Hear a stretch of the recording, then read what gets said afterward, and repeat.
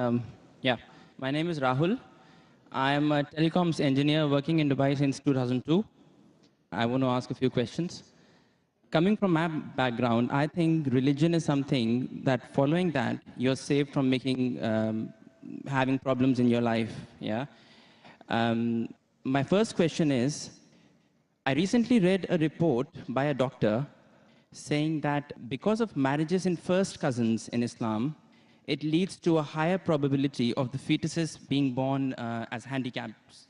Yeah, it increases the probability of the babies born without hands or without legs. So if it was something that could potentially cause harm, it should not have been allowed in Islam. Another point I would like to add to the same question is, recently I suffered a little bit of a BP, and I went to the doctor, and the first thing he said to me is that stop eating red meat, which is again allowed in Islam. So I would think that if these things could be harmful to the human body, these should not have been allowed by who has created us. So if you can clarify me on that. The brothers asked two questions. The first question that is talking about consanguineous marriages.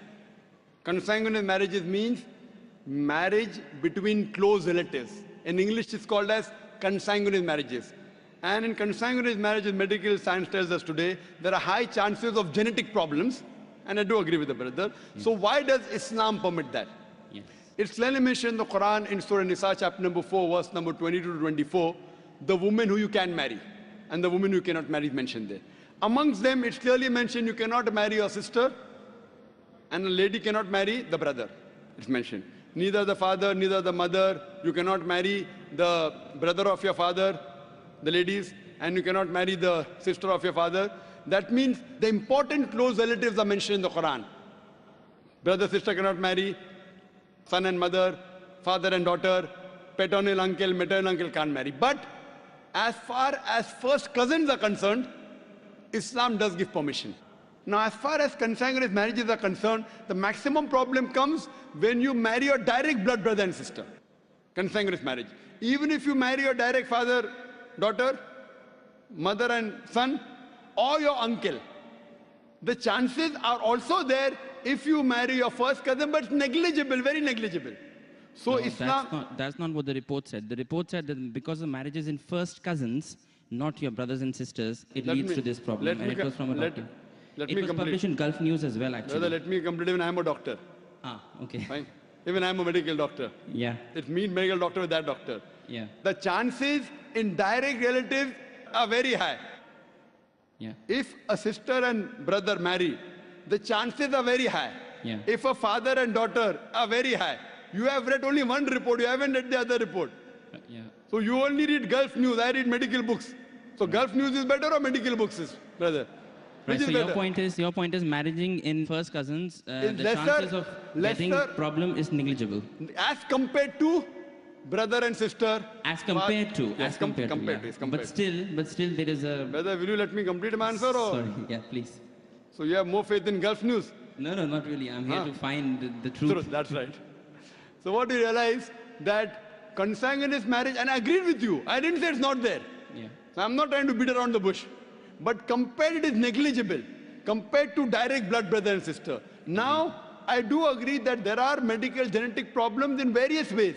But this report is there when you have continuously generation after generation. And our beloved Prophet said, according to Dr. Ahmad Sakari says, the Prophet said, do not marry against first cousins generation after generation. If you do it once or twice, it is no problem. Yet, even if you marry not cousins also, you can get a problem. Do you know that? Yeah, that. So that doesn't mean that you stop marriage only. Right, so there is a hadith which says that do not do it generation after generation. Yes, but otherwise, generally there's no problem. Right. Fine? Okay. So coming to your second question.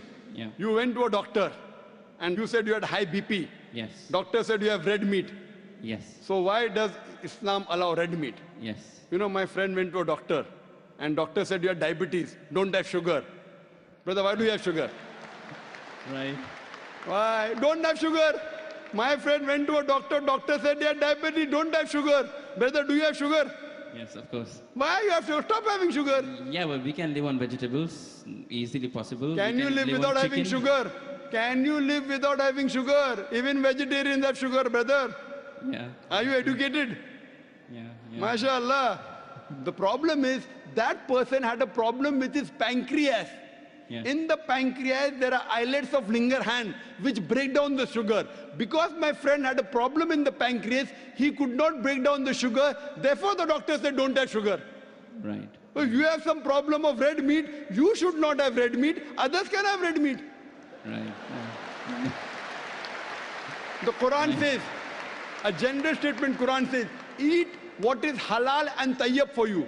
There's a verse in the Quran, eat what is halal and tayyib for you. For a person suffering from diabetes, sugar is not tayyib. So according to the Quran, a person having diabetes should have less sugar. It's a general statement.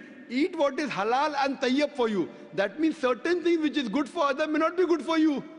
But there are certain things which are bad for everyone. Alcohol. Alcohol is bad for everyone. It is prohibited for everyone.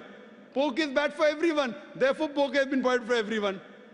What you realize, certain food, because of the way your metabolism is made, because it's a problem for you, doesn't mean that everyone should abstain from it. Hope that answers the question.